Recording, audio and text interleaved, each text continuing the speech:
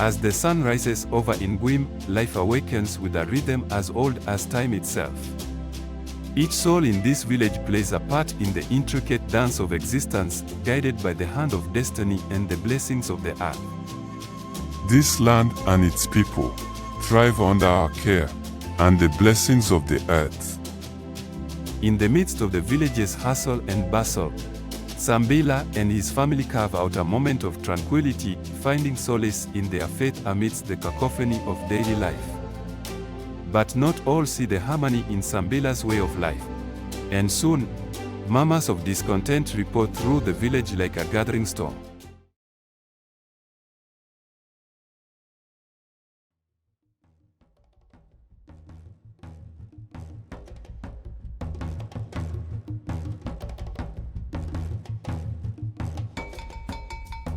See, while we sweat, Sambila and his family pray.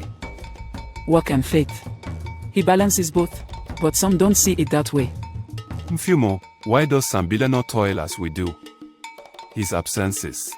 It stir unrest.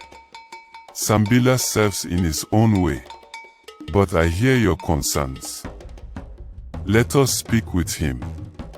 As tensions rise, Sambila stands firm, his words a gentle reminder of the values that guide his life and actions.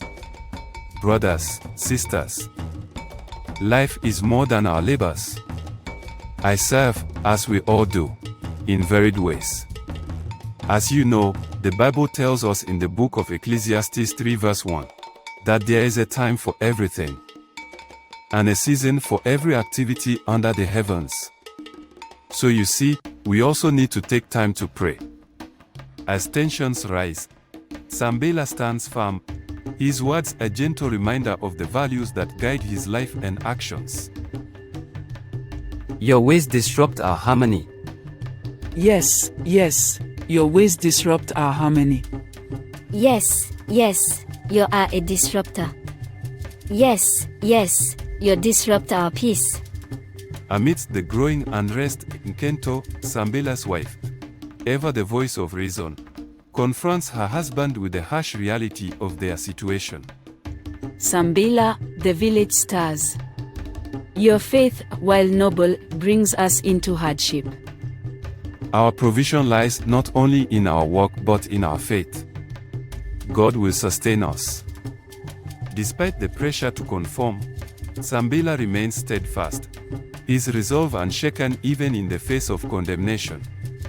Your deviation from our ways troubles us, Sambila. Can you not blend faith with more work? Each has its time, elder. I honor both, but I must also heed God's call. Your faith finds little favor here, if it keeps you from our work. Conform or face our decision. Sambila, the chief demands your work today. Your faith must not outweigh your duties. And so, as the village confronts him with an ultimatum, Sambila stands at a crossroads, his faith pitted against the expectations of his community. Oh, our great chief, I do understand the reasons for your decision. However, chasing Sambila and his family away might not be the best solution. His faith might as well be the reason why our land are fruitful. Sambila, you defy the ways of our people. Choose work or leave it all behind. My choice is made, Chief. God will provide. With heavy hearts but heads held high, Sambila and his family leave behind the only life they've ever known, guided by a faith that knows no bounds. As a dismissive fake pity, the village chief, Mfumu, ordered to his guard to give Sambila the most sickly chicken in his yard.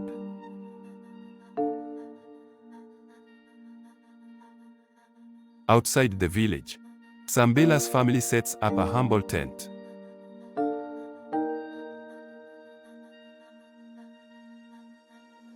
Facing starvation, Sambila decides to slaughter the chicken but discovers a diamond in its neck while cutting it. Truly, God provides for his faithful. Our despair turns to joy, And so, in a twist of fate as miraculous as it is unexpected, Sambila's unwavering faith leads him to a discovery that changes the course of his family's destiny. Our ears have heard about God, but today our eyes have seen him as it is written in the book of Job 42 verse 5. My husband, you are a man of faith. And behold, the Lord has turned our tears into cries of joy. My soul blesses the Lord and forgets none of his benefits. With newfound fortune, Sambila and his family find a new home in a village that embraces their beliefs, where faith and work intertwine harmoniously. And as Sambila's journey comes full circle, the village of Nguim faces its own reckoning, a stark reminder of the delicate balance between progress and faith. In Nguim, crops fail and cattle perish. The villagers, their faces etched with hardship, recognize the folly of their ways too late.